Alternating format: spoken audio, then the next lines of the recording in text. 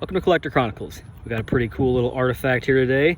This is a late 1700s, early 1800s American wax seal for correspondence. These were used a lot for letters. They would have your coat of arms perhaps, or your family crest, or maybe your initials in there, and then you would seal it. Most people are familiar with the concept.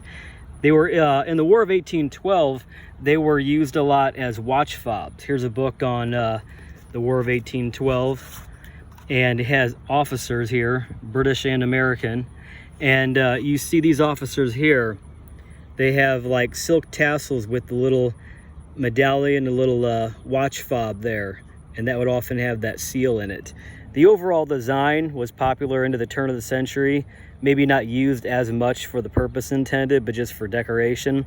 But this one is a little bit different. It's bigger and heavier, and it actually resembles a brass cannon barrel, a pistol barrel. There were actually pistols in the 17 and 1800s. This one might have been converted from flintlock to percussion, but there were some pistols that the barrel resembled a cannon barrel. They were brass, and you would actually screw off the barrel and then load it a certain way. But that's what it looks very similar to it, how it has the muzzle kind of stepped down, stepped up with an octagonal type of cross section. The design on there, and I got this from American Civil War Relics. I'll leave a link in the description. A friend of mine, Ian Workman, great people out there. But it's an American shield or banner, and it has stars engraved around it. The initials, I believe, are WHG. See, and some of the stars are actually six-pointed that are kind of like faceted on the inside. We're going to try to use this thing and see how it comes out. I was really into this kind of thing when I was a teenager. I've always been into like letter writing and penmanship, and I used to have a big set of imported French, a lot of times they're made in France, wax like this, but I never got to use it. These somebody gave me, I think my uncle gave me these.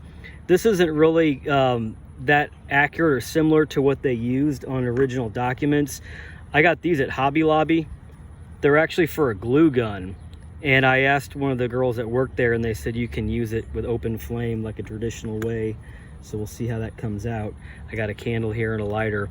So anyway, when you do it, it's kind of like you got to have everything, all your ducks in a row, because what you do is well, let's get right into it. So I got my parchment paper here, and your most humble servant, Collector Chronicles. So they would have it as like kind of like a security seal a lot of times. And then like for land grants and government documents, it would be off to the side, usually in one of the corners with like a fabric tassel of some type. So you got to get your flame going, like that son of a gun up right there. So the challenge is to have it drip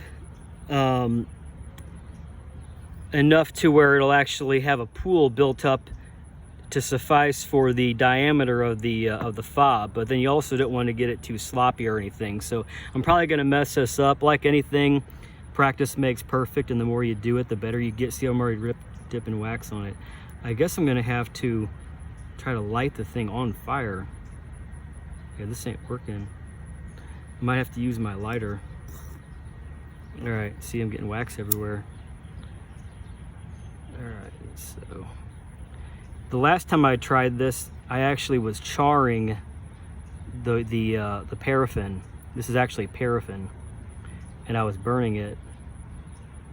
As you can see, it gets darkened, and I don't want to do that.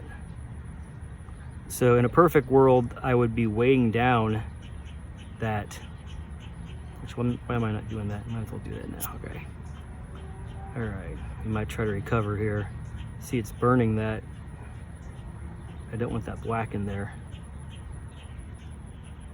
Getting out of the lines there. I mean, it's okay if it's a little bit sloppy on the edges, because that's kind of like the look. All right. Maybe we'll have the black kind of like a swirl. It's like a vampire look to it. So you don't want to have me in charge of your melted wax fetish. Don't ask me how I know about that, boy. I don't know nothing about that. All right, we're gonna go for it here. Maybe it'll smush out to the edges. All right, that's it.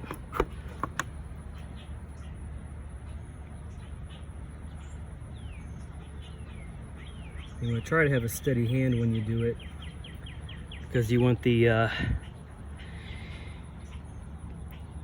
detail to be as crisp as possible. I'm going to leave that there for a second. I got blood everywhere. So as you can imagine, the design is going to be in reverse. So when you put it in here, they call it intaglio. And this type of thing goes back to like Roman times. Actually, there's a whole hobby of collecting wax seals, and noble people would visit each other, and they would have their collection with them. They do impressions. They have their wax seals in like cabinets. All right, I'm gonna take it out there. Okay, let's see what we got. Yeah, I don't think that was satisfactory.